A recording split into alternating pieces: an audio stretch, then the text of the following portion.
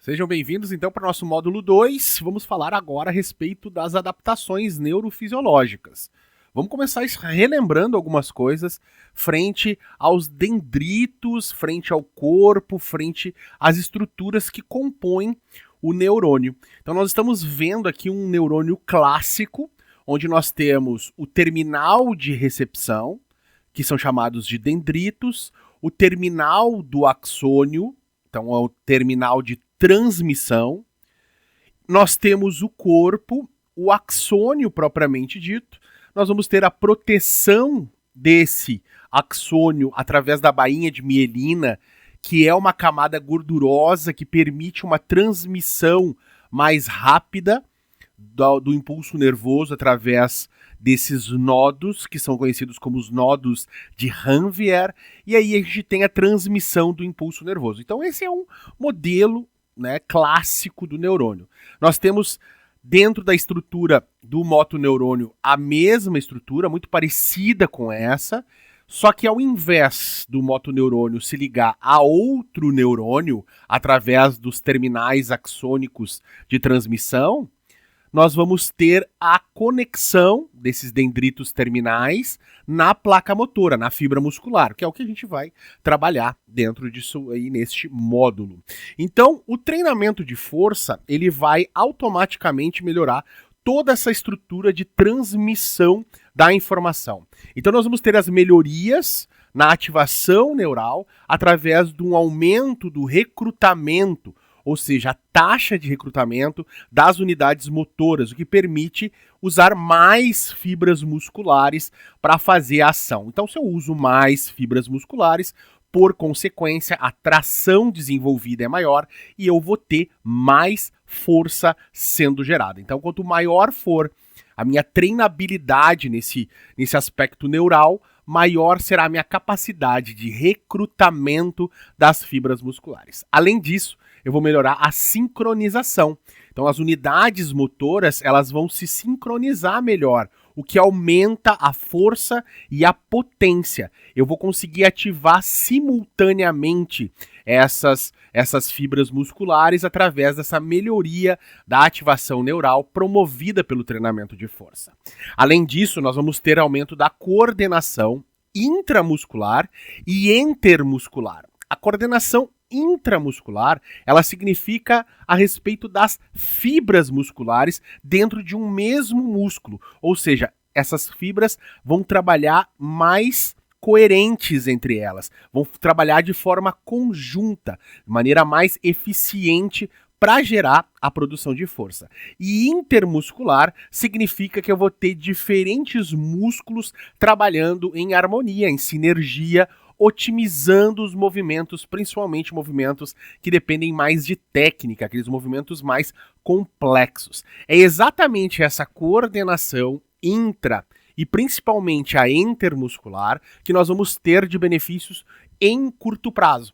Então, num primeiro momento, essas adaptações neuromusculares, elas são mais proeminentes, elas resultam mais, elas explicam melhor o ganho de força inicial das primeiras semanas. Em sequência disso, eu vou tendo também uma modificação na frequência dos disparos elétricos desses neurônios. Então, os motoneurônios, ou os neurônios motores, eles vão passar a mandar impulsos em uma maior frequência, em uma maior rapidez. Isso aumenta também a produção de força, porque eu faço um processo somativo dos estímulos de produção de força através da estimulação das fibras musculares. Então isso é muito importante. Eu vou ter também uma coisa a longo prazo, que é a redução da inibição neural, através de duas estruturas. A primeira estrutura, o complexo de Golgi, né? Então a gente vai ter, perdão, não é o complexo de Golgi fica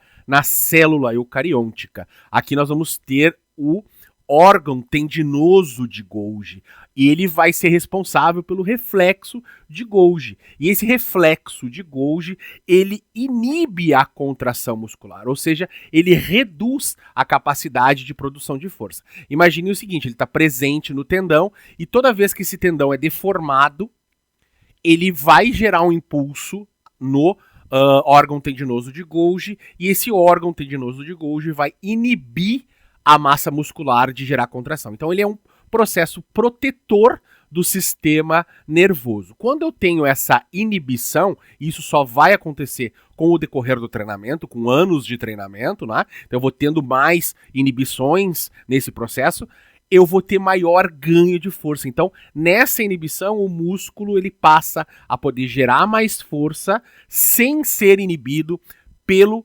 órgão, né, que está ali no tendão, que é o órgão tendinoso de Golgi. Nós vamos olhar agora na próximo slide a figura desse órgão tendinoso de Golgi. Vejam que ele está presente dentro do tendão e ele gera esse impulso, ele leva essa informação até os gânglios da base, lá na medula, e esses gânglios da base geram né, uma inibição. Então eu vou ter um neurônio, que a gente chama de aferente, levando a informação para a medula, e aí na medula estimulando um neurônio motor alfa, que é um inibidor do sistema contrátil muscular. Então, conforme eu vou treinando, esse sistema vai ficando mais acostumado com o treinamento e gerando menos inibição no processo de produção de força. Então isso é uma adaptação de médio, longo prazo do sistema nervoso periférico, tá bom? E o segundo são os fusos musculares. Então os fusos musculares são receptores, principalmente que detectam variação de comprimento muscular. São elementos que detectam o estiramento muscular. Conforme nós vamos treinando também, nós vamos inibindo esses fusos musculares, permitindo que esses músculos possam ser rapidamente estendidos, rapidamente alongados, sem problema nenhum. Mas esses fusos musculares são extremamente importantes, porque eles principalmente no início do treinamento, eles inibem um estiramento rápido, o que poderia promover, por uma falta de estrutura anatômica, algum rompimento de fibras.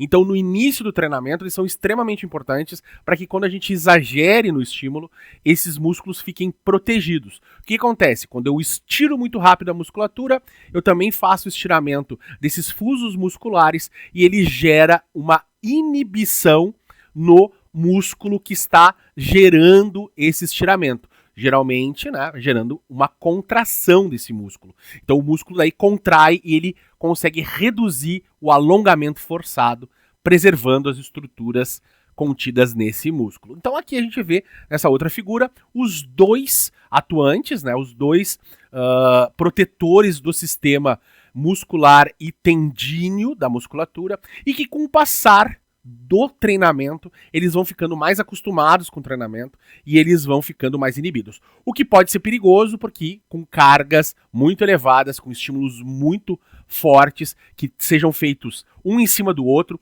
sem processos recuperativos e estruturais adequados, pela falta desses inibidores, pela falta desses protetores, nós possamos ter alguma lesão mais grave, como rompimento de tendão, na pior hipótese, ou uma ruptura de massa muscular aí, as distensões musculares que podem ser de grau 1, grau 2 e grau 3, sendo a mais grave. Então nós vamos ter o treinamento, aumentos na excitabilidade neuromuscular, aumento da capacidade de resposta dos músculos aos sinais neurais. Então eu fico cada vez mais atento, a minha musculatura fica cada vez mais atenta a uma contração rápida, a um disparo de contração mais rápida. Então isso é muito importante, porque gera contrações mais rápidas e também contrações mais fortes, com magnitude maior. Além disso, nós vamos ter também alteração nos níveis, na quantidade de neurotransmissores. Por exemplo, neurotransmissores como a dopamina e principalmente a acetilcolina, atuando diretamente na transmissão química do impulso nervoso para o processo muscular. Então eu transformo o impulso nervoso elétrico em uma transmissão química por meio da acetilcolina, e essa acetilcolina vai transmitir essa informação para gerar um novo impulso elétrico lá no sistema muscular, agora já lá falando sobre a fibra muscular.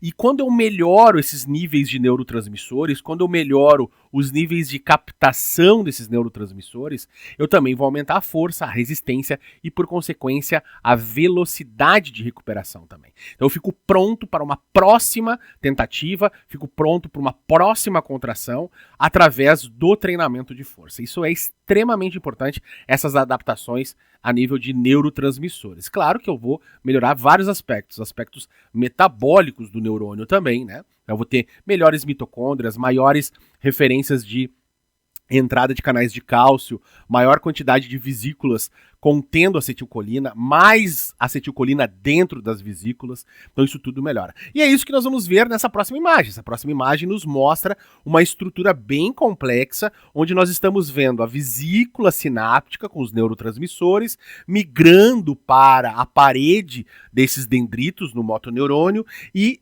soltando esses neurotransmissores, nesse caso aqui, soltando a acetilcolina, que vai se ligar nos receptores pós-sinápticos, né? Ali depois do processo sináptico. Aqui nós vamos ter já uma visão da placa motora, então os neurotransmissores sendo soltos na fenda sináptica, eles se ligando aos seus receptores, e aí esses receptores vão fazer um processo, que é na fibra muscular, vão fazer a entrada de sódio e a saída de potássio, gerando ali um novo impulso elétrico que agora vai percorrer a estrutura muscular. E aí nós vamos ter com o treinamento, né, a plasticidade neuromuscular e a hipertrofia. Então a plasticidade neuromuscular permite todas essas adaptações. Então o sistema nervoso ele é extremamente plástico, extremamente moldável, né? Ele aumenta a capacidade de produção de força quando nós treinamos ele e deixamos ele mais afiado, né? E sem dúvida nenhuma, por termos a capacidade de gerar mais força, gerar mais trabalho, nós vamos ter também, por consequência, mais hipertrofia muscular. Vamos dar uma olhadinha agora numa animação. O impulso nervoso, também conhecido como potencial de ação, viaja do cérebro ou da medula espinal para disparar a contração nos músculos esqueléticos. A partir daí, o potencial de ação percorre o neurônio motor inferior até a fibra do músculo esquelético. O local onde o neurônio motor estimula a fibra muscular é chamado de junção neuromuscular. Esse estímulo ocorre por uma sinapse química entre os terminais axonais do neurônio motor e a placa motora da fibra muscular. Os eventos da junção neuromuscular ocorrem em 7 passos coordenados. Passo 1. Um potencial de ação percorre o neurônio motor até o seu terminal axonal.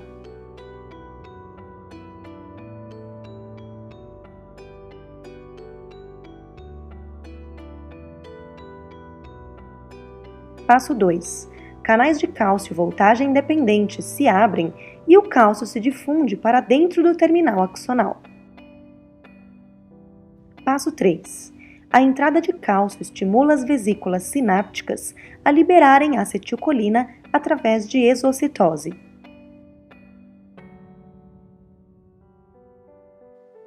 Passo 4. A acetilcolina se difunde para a fenda sináptica e se liga a receptores de acetilcolina que contêm canais de cátions ativados por ligante. Passo 5. Estes canais se abrem. Passo 6. Íons de sódio demonstrados em vermelho entram na fibra muscular, enquanto íons de potássio, demonstrados em azul, saem da fibra muscular. O maior influxo de íons de sódio em comparação com o menor fluxo de saída de íons de potássio faz com que o potencial de membrana se torne menos negativo. Passo 7. Quando o potencial de membrana atinge um limiar, um potencial de ação é propagado pelo sarcolema. A neurotransmissão para a fibra muscular cessa quando a acetilcolina é removida da fenda sináptica. Essa remoção ocorre em 2 passos. Primeiro, a acetilcolina se afasta da placa motora. Depois, ela é quebrada pela enzima acetilcolinesterase em ácido acético e colina. A colina é então transportada para dentro do terminal axonal para a síntese de nova acetilcolina.